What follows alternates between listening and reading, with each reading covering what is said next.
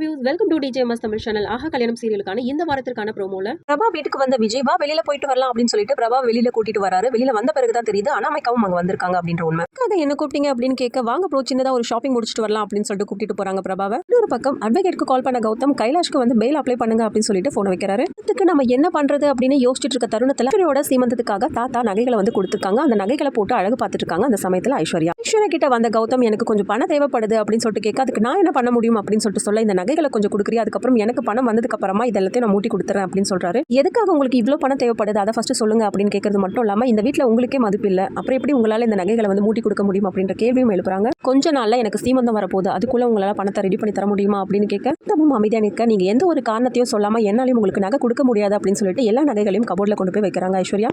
மீறி அந்த நகைகளை எடுத்துட்டு கௌதம் கீழே இறங்கி வராரு. தம் எங்க கிளம்பிட்டீங்க அப்படின்னு கேட்கிற ஒன்னும் இல்ல ஒரு சின்ன வேலை அப்படின்னு சொல்லிட்டு சூர்யா கிட்ட சொல்ல ஆஃபீஸ் வேலையை விட முக்கியமான வேலை அப்படின்னு கேட்க இல்ல ஆமா ஒரு சின்ன வேலை இல்ல மேனேஜர் சொன்னாரு கொஞ்ச நாளாவே நான் ஆஃபீஸ் பக்கமே வரதில்லை அப்படின்னு அதனாலதான் கேட்கறேன் அப்படின்னு சொல்லிட்டு கேட்க தெரியும் சூர்யா அந்த விஷயமா வெளில போயிருந்தா அப்படின்னு சொல்லிட்டு சொல்றாரு. அந்த பேக்ல என்ன வச்சிருக்க அப்படின்னு சூர்யா கேட்க இன்னொரு பக்கம் அவங்க சித்தப்பா மாமா கோல்டு பாக்ஸ் மாதிரி இருக்கு அப்படின்னு சொல்லிட்டு கேட்கறாரு.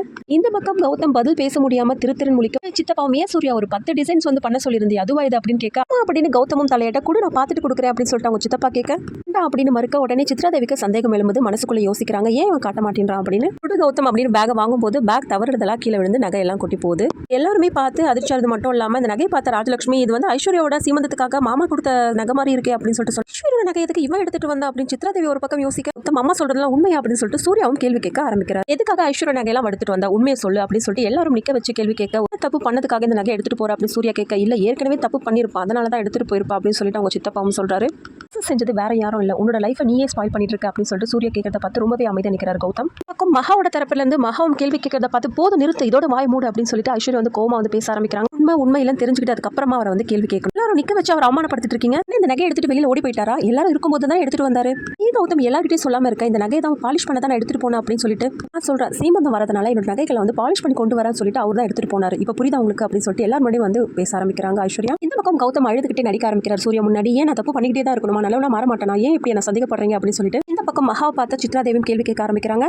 கௌதம் எல்லாம் அநியாயமா பழி சுமத்துறீங்களே அப்படின்னு சொல்லிட்டு ஐஸ்வர்யா அந்த நகையில எடுத்துட்டு போய் பத்திரமா வை நானே வந்து பாலிஷ் போட்டு தரேன் அப்படின்னு சொல்லிட்டு சொல்றாங்க. அதுக்கப்புறம் நகையை எடுத்துட்டு போறாங்க ஐஸ்வர்யாவும். பக்கம் பிரபாவோட முகத்தை பார்த்து அனாமிகா ஏன் ஒரு மாதிரியா இருக்குங்க ப்ரோ என்னாச்சு அப்படின்னு சொல்லிட்டு கேள்வி கேட்க ஆரம்பிக்கிறாங்க. ஒன்னும் இல்ல மறுத்தாலும் திரும்ப திரும்ப கேள்வி கேட்கறாங்க. நீங்க யாரையாவது விரும்புறீங்களா அப்படின்னு டக்குனு கேட்க உடனே பிரமிப்பா பாக்குறாங்க பிரபாவும். என்ன சொல்றாங்க அனாமிகா அதெல்லாம் சான்ஸே இல்ல, என்னோட ப்ரோ ஆச்சு யாரையாவது விரும்பதாச்சு கேஷுவலா சொல்ல இல்ல கண்டிப்பா அவங்க யாரையும் விரும்புறாங்க அது நல்லா தெளிவா காட்டி கொடுக்குது அப்படின்னு சொல்ல ப்ரோ அனாமிகா கேட்டுட்டே இருக்காங்க நீங்க பதிலே சொல்லாம இருக்கீங்க அப்படின்னு கேட்க இல்ல ஒன்னும் இல்ல அனாமிகா அப்படின்னு சொல்லிட்டு அமைதியா பதில் சொல்ல இல்ல எனக்கு தெரியும் நீங்க யாரையும் விரும்புறீங்க அது கண்டிப்பா நீங்களே ஒரு நாள் சொல்லுவீங்க பாருங்க அப்படின்னு சொல்றாங்க. அப்புறம் அங்கிருந்து பிரபா வீட்டுக்கு கிளம்ப கௌதம பார்த்த ஐஸ்வர்யா நகை எதுக்கு திருட்டுத்தனமா எடுத்துட்டு போனீங்க அப்படின்னு கேட்க நான் திருட்டுத்தனமா எடுத்துட்டு போறேனா என்ன சொல்ல வரேன் அந்த நகைகள்லாம் தாத்தா எனக்காக கொடுத்த நகை அதை நீங்க திருட்டுத்தனமா தானே எடுத்துட்டு போனீங்க அப்ப அப்படிதானே நான் சொல்ல முடியும் அப்படின்னு சொல்லிட்டு ஐஸ்வர்யா சொல்றேன். என்ன நீ கல்யாணம் பண்ணதுனால மட்டும்தான் இந்த நகையெல்லாம் தாத்தா உனக்காக கொடுத்தாரு இல்ல அந்த நகையெல்லாம் உனக்கு கிடைக்குமா அப்படின்னு கௌதம் வந்து ஐஸ்வர்யா பார்த்து கேட்க கீழே எல்லாரும் முன்னாடி உண்மை வந்து சொல்ல வேண்டியதானே எதுக்காக அமைதியா நின்றுட்டு இருந்தீங்க அப்படின்னு கேள்வி கேட்கறாங்க ஐஸ்வர்யா.